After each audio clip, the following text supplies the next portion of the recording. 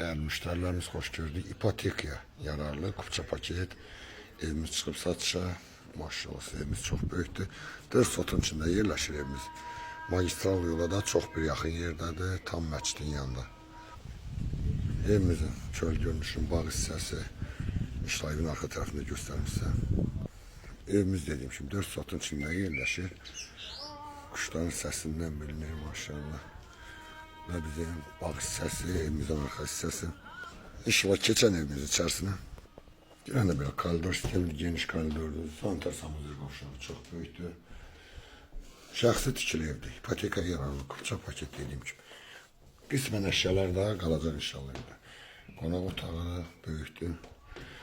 Buna yerləşir. İkinci yataq otağımızdır. Bu da bizim mətbəx hissəmiz. Evimiz Bina qəsəbəsində yerləşir, Məscid küçəsində, Bina Safxozda.